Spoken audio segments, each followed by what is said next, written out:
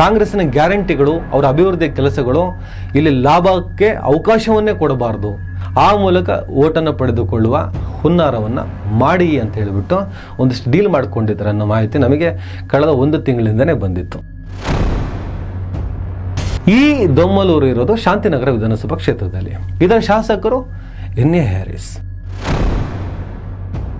ಹಿಂದೂ ವಿರೋಧಿ ಆಗೋದೇ ಇಲ್ಲ RSSನ ವಿರೋಧ.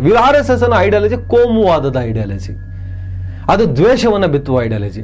ಅದನ್ನು ನಾನು ವಿರೋಧಿಸ್ತೀನಿ, ನಾವೇಕೆ ಹಿಂದೂ ವಿರೋಧಿಗಳಾಗ್ತೇವೆ. ಆಕ್ಟಿವಿಟಿ ಸ್ಪಾರ್ಕಲ್ ನಡಿಬಾರ್ದು ಅಂತ ಒಂದು ಬೋರ್ಡ್ ಇದೆ, ಅದನ್ನು ಶಾಂತಿನಗರ ಶಾಸಕರು ಆಗಲಿ ಅಥವಾ ಅವರ ಕಾರ್ಯಕರ್ತರಾಗಿ ಹಾಕಿದ್ದೆ ಅಲ್ವೇ ಅಲ್ಲ. CCTV ಫುಟೇಜ್ ಚೆಕ್ ಮಾಡಿಸಿದ್ರೆ, ಕರೆಕ್ಟಾಗಿ ತನಿಖೆ ಆದರೆ ಅದನ್ನು ಅಲ್ಲಿ ಲಗತ್ತಿಸಿದ ಕಿಡಿಗೇಡಿ ಯಾರು, ಅವನ ಹಿನ್ನೆಲೆ ಏನು, ಅವನ ಪಾತ್ರ ಏನು, ಅವನ ಹಿಂದೆ ಯಾವುದೋ ಒಂದು ಹತ್ಯೆ ಕೇಸ್ನಲ್ಲಿ ಏನು ಮಾಡ್ತಾ ಇದ್ದ, ಅವನ ಎಲ್ಲದು ಹೊರಗೆ ಬರುತ್ತದೆ. ಆತ ಹಿಂದೂ ವಿರೋಧಿ, ಕ್ರಿಶ್ಚಿಯನ್ ವಿರೋಧಿ, ಬೌದ್ಧ ವಿರೋಧಿ, ಈ ಥರದ ವಿರೋಧಿ ಅನ್ನೋದಾಗಿದ್ದರೆ ಅವರೇ ಜಾಸ್ತಿ ಆಶೀರ್ವಾದ ಮಾಡಿ ಇವರನ್ನು ಗೆಲ್ಲಿಸ್ತಾ ಇರಲಿಲ್ಲ. ನನ್ನ ತತ್ವ ಮನುಷ್ಯತ್ವ, ಸರ್ವ ಜನಾಂಗದ ಶಾಂತಿಯ ತೋಟ, ವಿಶ್ವ ಮಾನವ ತತ್ವ ಅಂಥೇಳಿ ನಾವೆಲ್ಲರೂ ಒಂದೇ ಅಂಥೇಳಿ ಬಾಳಿ ಬದುಕ್ತಾರೆ. ಹಲೋ, ಹಾಯ್, ನಮಸ್ಕಾರ ಸ್ನೇಹಿತರೆ. ಕಾಂಗ್ರೆಸ್ ಶಾಸಕರನ್ನ ಕೆಲವು ನಕಲಿ ಹಿಂದುತ್ವವಾದಿಗಳನ್ನು ಸೇರಿಸಿ ಟಾರ್ಗೆಟ್ ಮಾಡ್ತಾ ಇದ್ದೀರಾ ಅಂತ ಒಂದು ಅನುಮಾನ ಕಾಡೋದಕ್ಕೆ ಶುರು ಆಗಿದೆ. ವೆರಿ ಸಿಂಪಲ್ ಆಗಿ ಕಾಂಗ್ರೆಸ್ ಸರ್ಕಾರ ಜನರ ಆಶೀರ್ವಾದದಿಂದ 136 ಸ್ಥಾನಗಳನ್ನು ಗೆದ್ದ ನಂತರ ಡಿಆಕ್ಟಿವೇಟ್ ಆಗಿದ್ದಂತಹ ಕೆಲವು ನಕಲಿ ಹೋರಾಟಗಾರರು, ಹಿಂದುತ್ವದ ಹೆಸರಿನ ಹೋರಾಟಗಾರರು ಇದೀಗ MP ಎಲೆಕ್ಷನ್ ಹತ್ರ ಬರ್ತಿದ್ದ ಹಾಗೆ ಫುಲ್ ಆಕ್ಟಿವ್ ಆಗಿದ್ದಾರೆ. ಹುಡುಕಿ ಕಾಂಗ್ರೆಸ್ ಶಾಸಕರು ಆಕ್ಟಿವ್ ಇರುವಂತಹ ಏರಿಯಾಗಳು, ಆಕ್ಟಿವ್ ಇರುವಂತಹ ಕ್ಷೇತ್ರಗಳು, ಅದು ಯಾವ ಲೋಕಸಭಾ ಕ್ಷೇತ್ರದ ವ್ಯಾಪ್ತಿಗೆ ಬರುತ್ತೆ, ಅಲ್ಲಿ ಗೆಲ್ಲೋದಕ್ಕೆ ಏನೆಲ್ಲ ರಣತಂತ್ರವನ್ನು ಹಿಡಿಬೇಕು, ಯಾವ ಪ್ರದೇಶದಲ್ಲಿ ಯಾವ ಶಾಸಕನ ಪ್ರಾಬಲ್ಯ ಹೆಚ್ಚಿದೆ, ಆತನಿಂದ ಕಾಂಗ್ರೆಸ್ ಪಕ್ಷಕ್ಕೆ ಆಗಬಹುದಾದಂತಹ ಅನುಕೂಲಗಳೇನು, ಇದನ್ನೆಲ್ಲ ಗ್ರಹಿಸಿ ಪರ್ಟಿಕ್ಯುಲರ್ ಆಗಿ ಕಾಂಗ್ರೆಸ್ ಗೆಲ್ಲಲೇಬಹುದಾದಂತಹ ಲೋಕಸಭಾ ಕ್ಷೇತ್ರದಲ್ಲಿ ಹಿಂದೂ ವಿರೋಧಿಗಳು ಅಂತ ಅವರನ್ನು ತೋರಿಸಿ ಆ ಮೂಲಕ ಓಟನ್ನು ಪಡೆಯುವ, ರಾಮ ಮಂದಿರ ಇದೀಗ ಉದ್ಘಾಟನೆ ಆಗಿರುವಂಥ ಸಂದರ್ಭದಲ್ಲಿ ಅದಕ್ಕೂ ಇದಕ್ಕೂ ಲಿಂಕ್ ಮಾಡಿ ಲಾಭ ಮಾಡಿಕೊಳ್ಳುವಂತಹ ಒಂದು ಪ್ರಯತ್ನವನ್ನು ಒಂದಿಷ್ಟು ಗುಂಪುಗಳು, ಪೇಯ್ಡ್ ಗುಂಪುಗಳು ಕೆಲಸವನ್ನು ಮಾಡ್ತಾ ಇದೆ. ಈ ಥರದೊಂದು ಅನುಮಾನ ನಮಗೆ ಬಹಳ ದಿನಗಳಿಂದನೇ ಕಾಡ್ತಾ ಇತ್ತು. ಇದರ ಬಗ್ಗೆ ಯಾವುದೇ ರೀತಿಯ ಅನುಮಾನಗಳೇ ಇಲ್ಲ. ಪರ್ಟಿಕ್ಯುಲರ್ ಆಗಿ ಕೆಲವು ವ್ಯಕ್ತಿಗಳನ್ನು, ಕೆಲವು ರಾಜಕಾರಣಿಗಳನ್ನು ಟಾರ್ಗೆಟ್ ಮಾಡ್ತಾ ಇದ್ದಾರೆ. ಕಾಂಗ್ರೆಸ್ ಅಂತೂ ಇಷ್ಟು ಫುಲ್ ಫ್ಲೆಡ್ಜ್ ಗೌರ್ಮೆಂಟ್ ಬಂದ ಮೇಲೂ ಕೂಡ ಇಂತಹ ಸಮಾಜಘಾತುಕ ಕೃತ್ಯವನ್ನು ನಡೆಸುವಂಥ ಕಿಡಿಗೇಡಿಗಳನ್ನು ಬಂಧಿಸೋದಕ್ಕೆ ಮೀನಮೇಷ ಎಣಿಸ್ತಾ ಇದೆ. ಕೆಲವು ಹೋರಾಟಗಾರರ ಕಂಪ್ಲೇಂಟ್ ಕೊಟ್ಟು ಒಂದಿಷ್ಟು ನಕಲಿ ಹೋರಾಟಗಾರರು, ಹಿಂದುತ್ವದ ಹೋರಾಟಗಾರರು ಜೈಲಿಗೆ ಹೋಗಿ ಬಂದಿದ್ದು ನಾವು ನೋಡಿದ್ವಿ. ಇದೆಲ್ಲದರ ಹಿಂದೆ ಪ್ರಗತಿಪರರು, ಎಡಪಂಥೀಯ ಚಿಂತಕರು ಇವರೆಲ್ಲರೂ ಮಾಡಿದಂಥ ಹೋರಾಟಗಳಿದೆ ಬಿಟ್ಟರೆ ಸರ್ಕಾರವೇ ಮುತುವರ್ಜಿ ವಹಿಸಿ ಇಂಥವರನ್ನು ಬಂಧಿಸಿಲ್ಲ ಅನ್ನೋದೇ ಸತ್ಯ. ಪ್ರಿಯಾಂಕ್ ಖರ್ಗೆ ಮಾತತ್ರ ಹೇಳ್ತಾರೆ 5 ಗ್ಯಾರಂಟಿ ಆಗಿದೆ, 6ನೇ ಗ್ಯಾರಂಟಿ ನಾವು ತರ್ತೀವಿ. 6ನೇ ಗ್ಯಾರಂಟಿ ಏನು ಅಂದರೆ ಈ ಸಮಾಜಘಾತುಕ ಶಕ್ತಿಗಳನ್ನು ಮಟ್ಟ ಹಾಕೋದು ಅಂತ ಹೇಳ್ತಾರೆ. ತೀರಾ ಕಲ್ಲಡ್ಗ ಭಟ್ಟನ್ನು ಅರೆಸ್ಟ್ ಮಾಡೋದಕ್ಕೂ ಆಗಲಿಲ್ಲ ಈ ಸರ್ಕಾರಕ್ಕೆ ಇಷ್ಟೆಲ್ಲ ಹೋರಾಟ ಮಾಡಿದ ಮೇಲೂ. ಹಾಗಾಗಿ ಈ ಕಾಂಗ್ರೆಸ್ ಮೇಲೆ ನಮಗೊಂದು ಆಕ್ಷೇಪ ಇದೆ. ಕಾಂಗ್ರೆಸ್ ಸರ್ಕಾರ ಬರಲೇಬೇಕು ಅಂತ ಬಯಸಿದ ನಮಗೆ, ನಾವು ಯಾವ ಕಾರಣಕ್ಕೆ ಈ ಸರ್ಕಾರವನ್ನು ಬಯಸಿದ್ವೋ ಆ ಕೆಲಸವನ್ನು ಇವರು ಮಾಡ್ತಾ ಇಲ್ಲ ಅನ್ನೋದು ನಮಗಿರುವಂಥ ಒಂದು ಬೇಸರದ ಸಂಗತಿ. ಆಮೇಲೆ ಐಡಿಯಾಲಜಿ, ನಾವು ಐಡಿಯಾಲಜಿ ವಿಚಾರಕ್ಕೆ ಬಂದರೆ ಎಡಪಂಥೀಯ, ಬಲಪಂಥೀಯ ಈ ಐಡಿಯಾಲಜಿನ ಒಪ್ತೇವೆ, ಲೆಫ್ಟ್ ಆ್ಯಂಡ್ ರೈಟ್ ಒಪ್ತೇವೆ. RSSನ ಸಿದ್ಧಾಂತ ಜಾತ್ಯತೀತ ಸಿದ್ಧಾಂತ, ಕೋಮುವಾದ ಸಿದ್ಧಾಂತ, ಜಾತ್ಯತೀತ ಸಿದ್ಧಾಂತ, ಇದರ ನಡುವಿನ ತಾಕಲಾಟಗಳು, ತಿಕ್ಕಾಟಗಳನ್ನು ನಾವು ಖಂಡಿತವಾಗಲೂ ಒಪ್ತೇವೆ. ಬೇಕೇ ಬೇಕು. ಕ್ರಿಕೆಟ್ ನಾವು ನೋಡಬೇಕು ಅಂದರೆ ಅಲ್ಲಿ ಬೌಲಿಂಗ್ ಬ್ಯಾಟಿಂಗ್ ಬೇಕೇ ಬೇಕು. ಸೈದ್ಧಾಂತಿಕ ಸಂಘರ್ಷಗಳಿರಬೇಕು. ಅದು ವೈಯಕ್ತಿಕವಾದಂತಹ ತೇಜವಧಿಗೆ ದುಷ್ಕೃತ್ಯಕ್ಕೆ ಇಳಿಬಾರ್ದು. ಗೌರಿ ಲಂಕೇಶ್, ಕಲಬುರ್ಗಿ, ದಾಬೋಲ್ಕರ್, ಪನ್ಸಾರ್ ಇವರೆಲ್ಲರೂ ಕೂಡ ವೈಯಕ್ತಿಕವಾದಂತಹ ದ್ವೇಷಕ್ಕೆ ಬಲಿಯಾಗಿ ಹೋಗ್ತಾರೆ ಈ ಸೈದ್ಧಾಂತಿಕ ಸಂಘರ್ಷದ ಒಳಗಡೆ.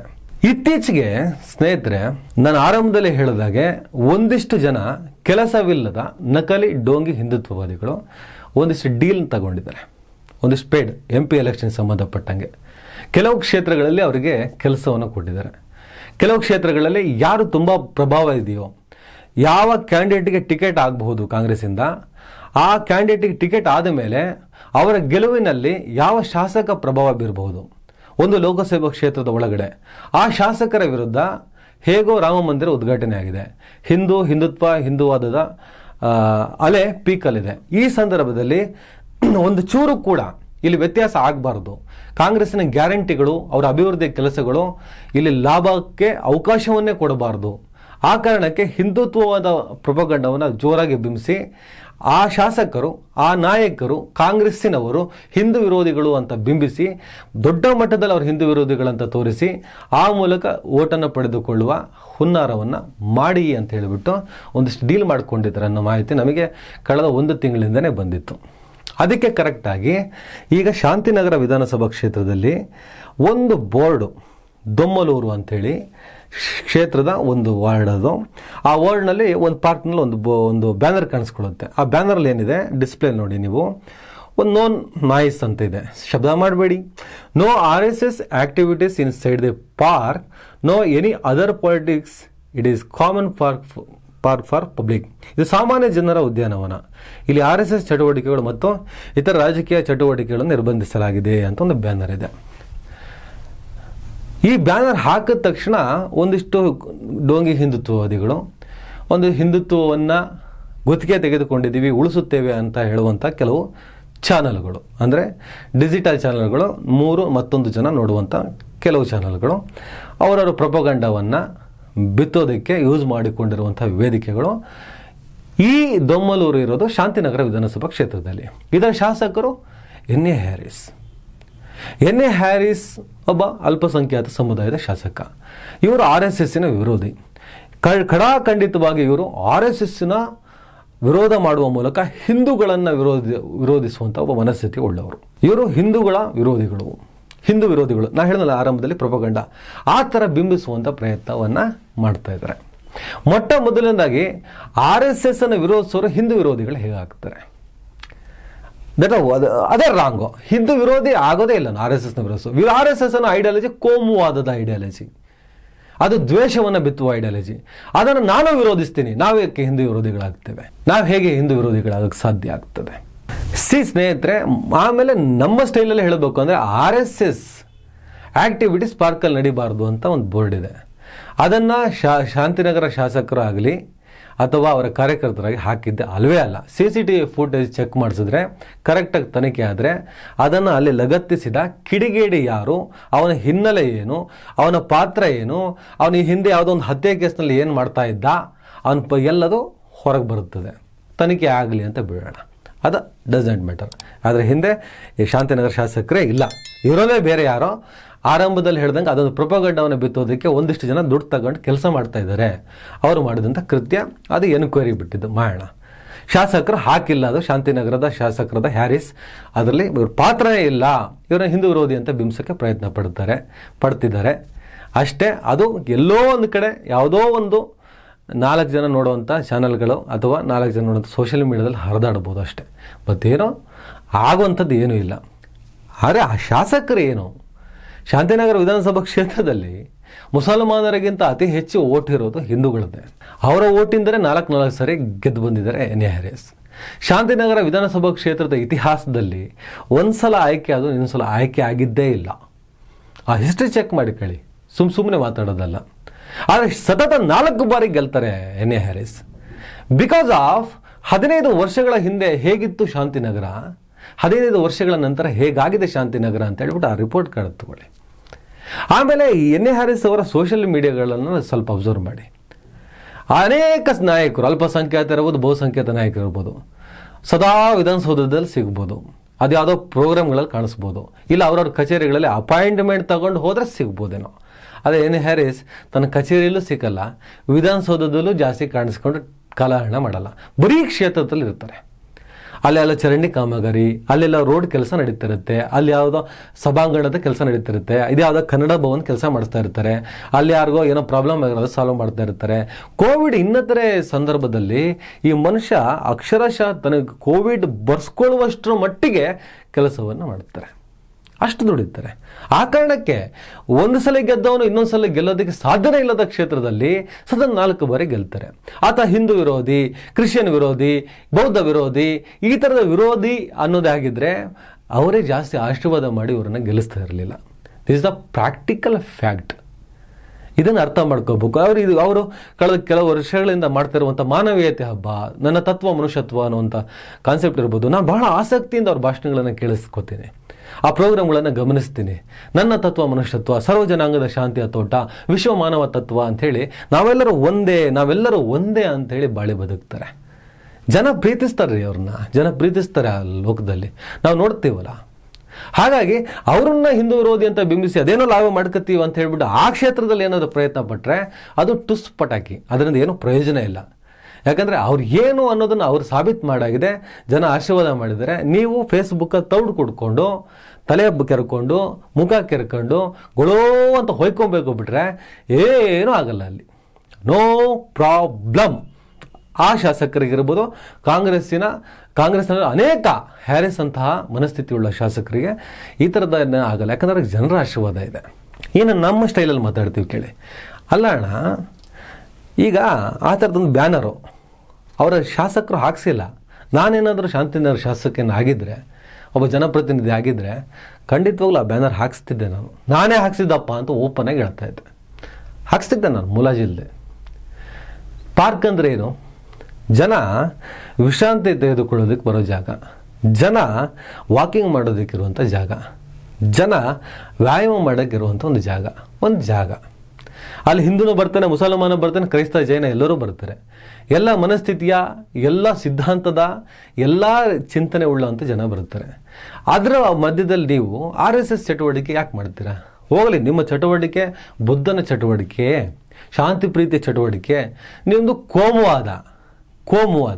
ಪಾರ್ಕ್ ಒಳಗೆ ಯಾರೊಬ್ಬ ಮುಸಲ್ಮಾನ ಓಡಾಡ್ತಾನೆ ಅಂತ ಇಟ್ಕೊಳ್ಳಿ, ಟೋಪಿ ಹಾಕ್ಕೊಂಡು, ಬುರ್ಕ ಹಾಕ್ಕೊಂಡು. ಅವ್ರು ನೋಡಿದ ತಕ್ಷಣ ನಿಮ್ಮ ರಿಯಾಕ್ಷನ್ ಹೇಗಿರುತ್ತದೆ ಹೇಳಿ? ಹೇಗಿರ್ಬೋದು? ಪಾರ್ಕಿಗೆ ಯಾಕಪ್ಪ ನಾವು ಬಂದ್ವಿ, ಏನಪ್ಪ ಈ ಪಾರ್ಕಲ್ಲಿ ಹಿಂಗೆ ನಡೀತಿದೆ ಅಂತ. ನಾಟ್ ಓನ್ಲಿ RSS, ಅಲ್ಲಿ ಸಂಘ ಪರಿವಾರವನ್ನು ಹೊರತುಪಡಿಸಿ PFIO, ಬೇರೆ ಮುಸಲ್ಮಾನ ಸಂಘಟನೆಗಳು ಅಥವಾ ಕ್ರಿಶ್ಚಿಯನ್ ಸಂಘಟನೆಗಳು, ಒಂದು ಫಂಡಮೆಂಟಲಿಸ್ಟ್ಗಳು, ಮೂಲಭೂತ ಉದ್ದೇಶಗಳುಳ್ಳ ಯಾವುದೇ ಸಂಘಟನೆಗಳು ಅಲ್ಲಿ ಕೆಲಸ ಮಾಡಬಾರ್ದಲ್ಲ, ಯಾವುದು ಕಾರ್ಯಚಟುವಟಿಕೆ ಮಾಡೋಂಗಿಲ್ವಲ್ಲ. ನಿಮ್ಮದೇ ಆದ ಸ್ಥಳಗಳಿದೆಯಲ್ಲ, ನಿಮ್ಮ ಪರ್ಮಿಷನ್ ತಗೊಂಡು ಎಲ್ಲಾದರೂ ಮಾಡ್ಕೊಳ್ರಿ ಸ್ವಾಮಿ. ನೀವು ಪಾರ್ಕ್ ಹೊರತುಪಡಿಸಿ ಯಾವುದಾದ್ರು ಮೈದಾನ ಬುಕ್ ಮಾಡ್ಕೊಳ್ಳಿ, ಫ್ರೀಡಮ್ ಪಾರ್ಕಲ್ಲಿ ಮಾಡ್ಕೊಳ್ಳಿ, ಬೆಂಗಳೂರಲ್ಲಿ ಮಾಡೋದಾದರೆ ಯಾವುದಾದ್ರೂ ಆಟದ ಮೈದಾನಗಳು ನೋಡ್ಕೊಳ್ಳಿ, ಇಲ್ಲ ನಿಮ್ಮ ನಾಗಪುರದ ಕೇಂದ್ರ ಕಚೇರಿ ಹೋಗಿ ಮಾಡ್ಕೊಳ್ಳಿ. ಪಾರ್ಕ್ ಒಳಗಡೆ ಯಾಕೆ ಮಾಡ್ತೀರಾ? ಎಲ್ಲ ಕಡೆ ಆಯ್ತು. ಈಗ ಪಾರ್ಕ್ ಒಳಗಡೆ ಧರ್ಮದ್ವೇಷವನ್ನು ಬಿತ್ತಬೇಕಾ? ಆ ಬ್ಯಾನರ್ ಹಾಕದ ಕಿಡಿಗೇಡಿ ಉದ್ದೇಶ ಬೇರೆ ಇದೆ. ಆತ ಬೆಂಗಳೂರು ಸೆಂಟ್ರಲ್ನಲ್ಲಿರುವಂಥ ಕ್ಯಾಂಡಿಡೇಟ್ನ ಡಿಫೀಟ್ ಮಾಡೋದಕ್ಕೆ ಗುತ್ತಿಗೆ ತಗೊಂಡು ಅಲ್ಲಿ ಪ್ರಾಬಲ್ಯ ಇರೋ ಶಾಸಕರನ್ನ ಮಟ್ಟ ಹಾಕ್ಬೇಕಂತ ಪ್ರಯತ್ನ ಪಡ್ತಾ ಇದ್ದಾರೆ. ಇಟ್ಸ್ ಪೇಡ್ ಗಿರಾಕಿಗಳು ಅವರೆಲ್ಲ. ಅದು ಬಿಡಿ, ನಾನು ಹೇಳ್ತಾರೆ ನೀವು ಯಾಕೆ ಮಾಡಬೇಕು? It's wrong.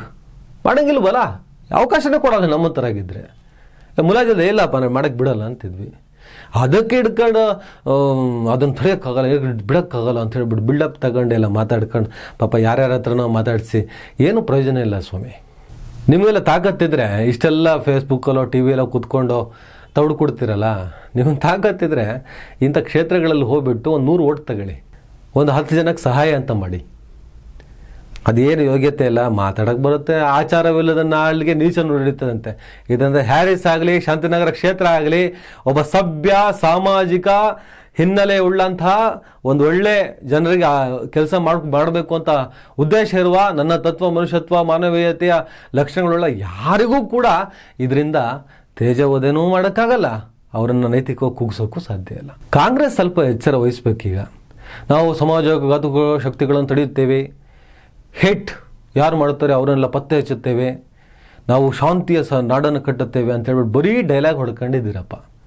ಪ್ರಿಯಾಂಕ್ ಖರ್ಗೆಯಿಂದ ಹಿಡಿದು ಪ್ರತಿಯೊಬ್ಬರು ಕೂಡ ನಾವು 7ನೇ ಗ್ಯಾರಂಟಿ ಜಾರಿ ಮಾಡ್ತೀವಿ, ಅದು ಮಾಡ್ತೀವಿ, ಇದು ಮಾಡ್ತೀವಿ, ಕಠಿಣ ಕ್ರಮ ತಗೊಳ್ತೀವಿ, ಏನೆಲ್ಲ ಹೇಳ್ತಾ ಇರ್ತಾರೆ, ಏನು ಆಗೋದೇನೂ ಇಲ್ಲ. ಇತ್ತೀಚೆಗೆ ಯಾರಿಗಾದರೂ ಒಂದಿಷ್ಟು ಇಂತಹ ಸಮಾಜಘಾತಕ ಶಕ್ತಿಗಳು ಜೈಲಿಗೆ ಹೋಗಿ ಬಂದರು ಅಥವಾ ಇವ್ರಿಗೇನಾದರೂ ಇವ್ರ ಮೇಲೆ FIR ಆಗ್ತಿದೆ ಅಂದರೆ ಅದು ಪ್ರಗತಿಪರ ಹೋರಾಟಗಾರರು ಹಾಕ್ತಿರುವಂಥ ಕೇಸ್ಗಳದು. ಬೇರೆ ಯಾರ ಕೈಯಿಂದ ಇವೆಲ್ಲ ಮಾಡಿಲ್ಲ, ಸರ್ಕಾರ ಮಾಡೇ ಇಲ್ಲ. ಒಬ್ಬ ಬಟ್ಟನನ್ನು ಕಲ್ಲಡ್ಕ ಬಟ್ಟನ ಅರೆಸ್ಟ್ ಮಾಡಿ ಅಂತ ಹೇಳಿ ಒತ್ತಾಯ ಮಾಡಿದವ್ರು ನಾವುಗಳು. ಸರ್ಕಾರ ಅದು ಯಾಕೋ ಲೆಕ್ಕಾಚಾರ ಹಾಕ್ಕೊಂಡು ಹಿಂದೂ ಓಟ್ ಬರ್ತದೋ ಮುಸ್ಲಿಂ ಓಟ್ ಬರ್ತದೋ ಅಂತ ಯೋಚನೆ ಮಾಡೋದಕ್ಕೆ ಕೂತಿದ್ದಾರೆ. ಉತ್ತರಾಖಂಡದಲ್ಲಿ ನೋಡಿ BJP government shoot and site order ಕೊಟ್ಟಿದ್ದಾರೆ ಮುಸಲ್ಮಾನರನ್ನ. ಮುಲಾಜಿಲ್ಲದೆ ಆ ಥರದ ಆ್ಯಕ್ಷನ್ ಇಸ್ ರಾಂಗ್. ಸಂವಿಧಾನ ಬಾಹಿರ, ಎಲ್ಲ ಸಂವಿಧಾನಕ್ಕೆ ವಿರುದ್ಧ, ಅವೆಲ್ಲ ಹಿಂಸೆ ಆಗಬಾರ್ದು ಅಂತಲೇ ಬಯಸ್ತೀವಿ. ಅಟ್ಲೀಸ್ಟ್ ಕ್ರಮ ತಗೋಬೋದಲ್ಲ ಪತ್ತೆ ಹಚ್ಚಿ. ನನ್ನ ಸಂವಿಧಾನದ ಪ್ರಕಾರ ಸಂವಿಧಾನವನ್ನು ಬದಲಾಯಿಸೋಕ್ಕೆ ಬಂದೆವು ಅಂತ ಹೇಳೋರು ಮಿತಿ ಮೀರಿ ಈ ಥರ ವರ್ತಿಸ್ತಿರ್ಬೇಕಾದ್ರೆ ಇನ್ನು ಯಾವ ಲೆಕ್ಕಾಚಾರ ಹಾಕೊಂಡು ಕೂತಿದ್ದೀರಾ? ಸ್ವಲ್ಪ ಮುಲಾಜಿಲ್ಲದೆ ಸ್ವಲ್ಪ ಸರ್ಕಾರ ಕೆಲಸ ಮಾಡಬೇಕು. ಇಷ್ಟೇ. ನಮಸ್ಕಾರ.